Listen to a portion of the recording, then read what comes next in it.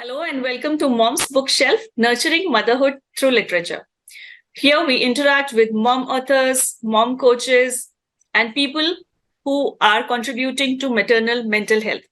So today we have a personality with us who is herself a mom author. I welcome Miss Kavitha Srinivasan. She has a pen name that is KS, and she has written two books that is Unfinished and Midnight Musings.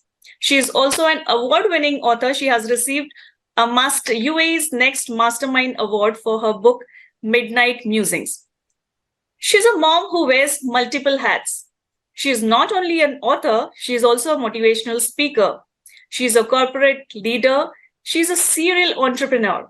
And that too, being a single mom. She is truly an inspirational figure, and I welcome you to Mom's Bookshelf, Miss Kavitha. How are you feeling today?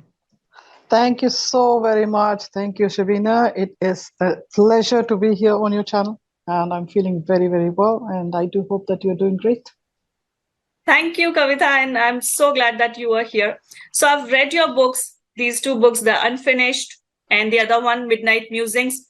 And I must say that, they are a cluster of such nice quotations which render us with feeling awesome about ourselves. And, it's absolutely motivating when you read those quotes. And sometimes during your day-to-day life, you come across these situations, but then when you read them, you have this glaring realization that, yes, it's so true. So when I was reading, I came across a poetry that you have dedicated to your mom, and even she was an inspirational figure too, because I've heard about her from you during one of the podcasts. And so the poetry that you've dedicated to your mom, and I've heard that know this about you, that since a very young age you were actually taking care of your siblings because you lost your mom at a very young age. So as we say that moms are leaders, but you embrace that leadership way much beyond becoming a mom. So how was that experience for you? I know that must have been really traumatizing, but you must have learned a lot with that experience. Very much, Shabana. Shabina, so it so happened that when I lost her, we already knew we were going to lose her because she had her cancer for the first time when I was 15. So I was already a proxy mom. So by the time I was 17, she passed away. So I promised her that I would take care of my siblings. So at that point of time, I don't think there was a thought process that was going on as to how I'm going to do it. It was just about just do it.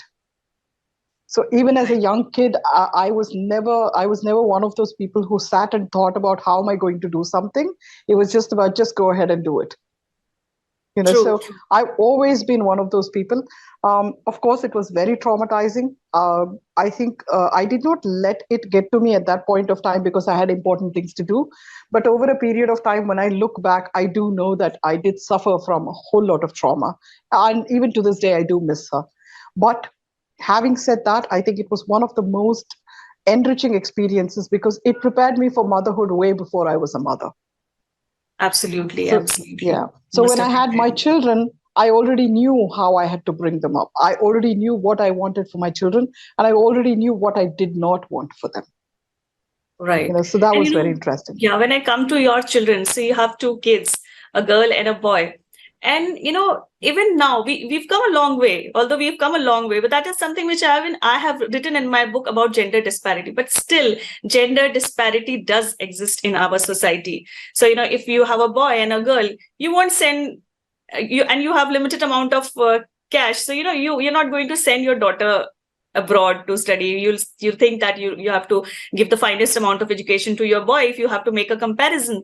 And this narrative has so much seeped down in our society, and you've raised both of them. So as a mom who has excelled in her career and who has raised her kids as being a single mom, so what are your how did you create a balance in raising them up? One of the best questions you could have asked me was this question. The reason why is because in our home, at least with my children, I've done it differently. I sent my daughter abroad at 17. My son stayed with me. That's wonderful. So the first thing that I did as soon as they were born, even as they started identifying themselves as boy, girl, or even as human beings. So first I taught them to be human beings. Second, there was absolutely no difference. So if I taught my daughter to cook, my son was taught to cook. If she was taught to clean houses, he was taught to clean houses. So every chore in the house was done by both of them. It was equally divided. So it was not like, oh, because he's a boy, he will not wash the dishes or he will not clean the bathrooms. Both of them had Yes, to do it. absolutely. And that's what I think moms should learn, right? Because Yes, yes, somewhere we, uh, if I speak about moms, or if I speak about parents, we say that we've come a long way, but still somewhere, there is some kind of a gender disparity that there exists is. in our society. So I There think, is. There is because of the fact that I think we are all carrying a baggage of the past and we are not evolving as human beings or as parents, right?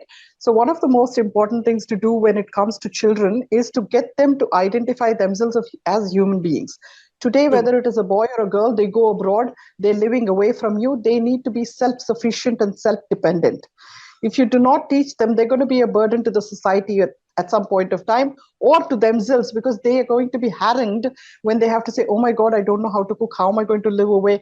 I mean, mom's cooking. That's going to happen. My son is one of the most amazing cooks that, I seriously do think so, better than my daughter, as a matter of fact.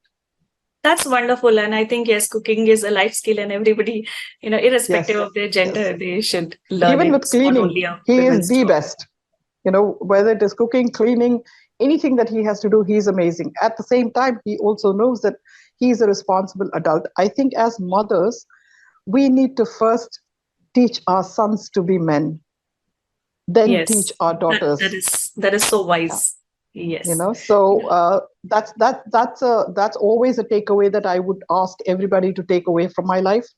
We literally sat my son down and we told him at 13, if you mess with any girl, I will personally take you to jail, book you, leave you there, and not bail you out.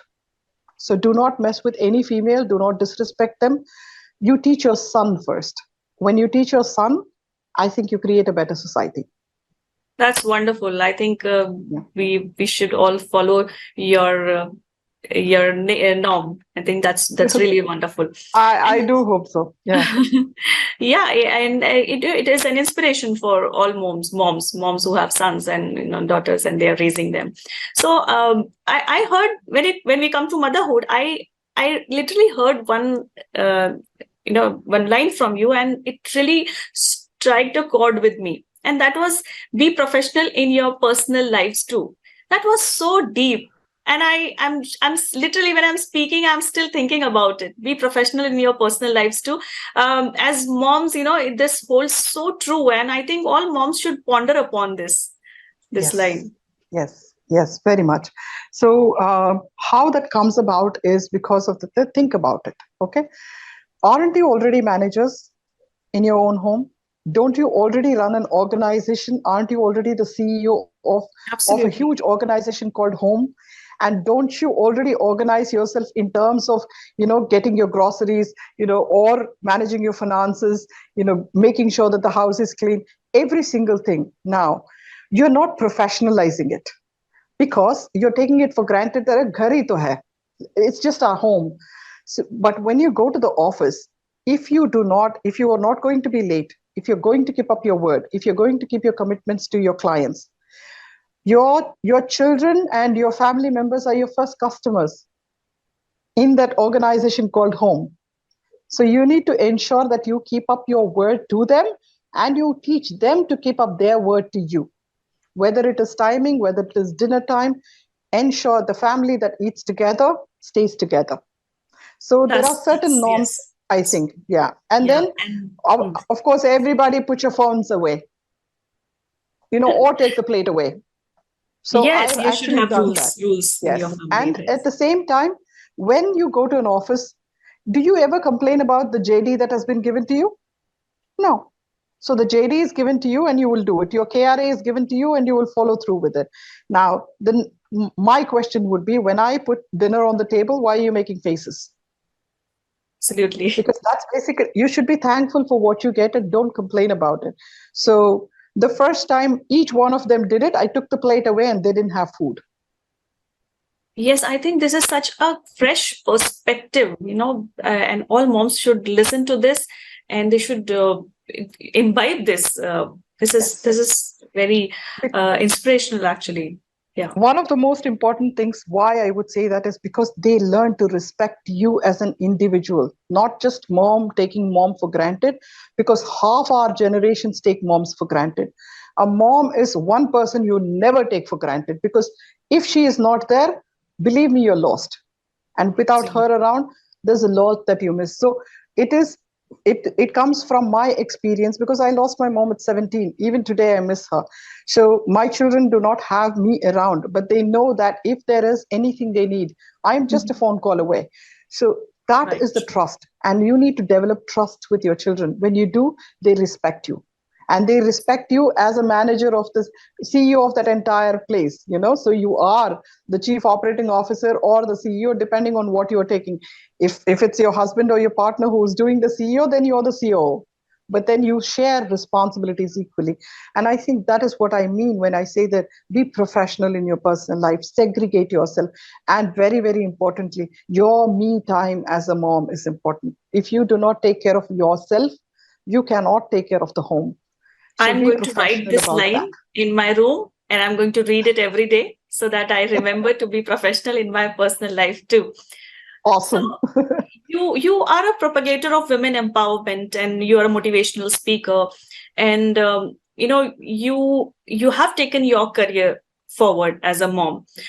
So there is this, and being a serial entrepreneur, I think there is this one venture which focuses on women empowerment too. So I would want you to throw more light on this, how you can loop in women who are staying at home into the business that you are doing. Right. So currently, we actually have come up with this amazing disruptor in the street food industry. It is actually an IoT-based vending machine. Okay, and we have named it the G-Force. Wonderful. For quantum physics and the centrifugal force of the universe. So this is actually for the first time being launched in UAE, and we have exclusive global rights for it. Now, this is a machine that vends pani for the pani puri, because we want to make golgappa, which is pani puri, a global food.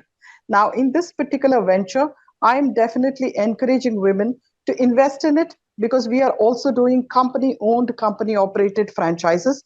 So the first 3 are going to be launched, and then we are going to be giving out franchises. So women can invest and we can operate the entire thing. While they're home, they're reaping the profits of it. So we will operate it completely. There are 2 choices.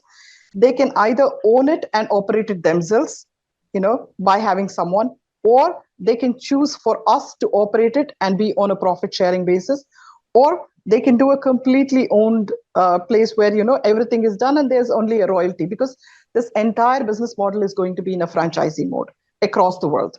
So right now we are launching 3 in UAE, and we are going to be replicating the same, either in a kiosk format or a cafe format. So we have both the formats ready already. And this is, F&B is a place where you don't need to always be there. So because we are in the space, we would like to handhold women entrepreneurs to start off their business while they're sitting at home taking care of the children. They're earning because we are supporting them to be able to do it. Wow, I think I have. I want to go to a pani puri stall right now and have my pani puris. So I'm feeling that hungry with this. I think that is such an innovative idea, and looping in all the mothers who are staying at home. Very they much. cannot go out, and they can be business owners. I think that is Yes. a wonderful idea that you have worked upon. Yes. Yes, And and I wish you also, the one best more with thing this. is, every mom likes their children to have healthy stuff. So one of the highest waterborne diseases is what is the highest in the world today when you look at gastronomic infections. So this solves that problem, because it's a very hygienic machine which vents without touch. So you just hold the golgappa and it'll dispense. Now, does that dispensing machine have to be only for golgappa? No. No. It can Okay. actually also be a machine that can be purchased and run as a juice vendor too. You can use it Okay. for, Wow. because there are two tanks, you can use it for two juices. But further down, right now we are doing it in India. We are looking at maybe exploring, manufacturing the machine in UAE itself. So if we do that, then it is going to be a generic two-size machine where it will have multiple choices of juices or drinks or whatever the case may be, depending on what they want to use it for. Yeah. Wow, I think that is really, really wonderful idea as a business, and also for for people like me, who go to, yes, Pani Puri Yes. walas, but then they are little skeptical that, Yeah. regarding our health and all. So I think Correct. that is really a wonderful idea, and I wish you all the best with this Thank you. business venture. So coming back Thank to you. your book, would there are so many thoughts in your book, and there's so many quotes in your book, which I told you that these Yeah. when you speak, I feel that these are just quotes, and I would want want to write them. So there are beautiful quotes in your book, and would you narrate any such quote which is very, very close to your heart, so which can be an inspiration to all the moms watching this podcast? Each one of them, I'll say, is close to my heart because I've been writing for 30 years almost, these quotes. So there are so many that I don't think I have even collected. I've just been sending it across to almost about 200 plus people every day, where people basically ping me if they have not gotten it. Are you alive? Is there something going wrong with you? So there's one that I think is apt for the situation, especially for mothers and people who are new moms, right? So I think I would like to read that out. And it's very apt because you're also an author. So I think Yes. it is very apt for all of us. It goes like this: you are the author and protagonist of your book called Life, because it has already been written for you to rewrite. The creator has already written your book, so you need to rewrite it again, That's profound. That's very deep. right? True. Discover yourself, read your book, and rewrite your script. Ask for what you desire, not what you do not wish for. Half the times people, all of us, oh, I don't want this to happen, I don't want that to happen, I don't. No, do not do that. Just say, I want this to happen, I want this for my life, I desire this. The universe recognizes positive. Let each one pen their script. Be the pen that the supreme uses to write your destiny. So this is what I would leave you all with.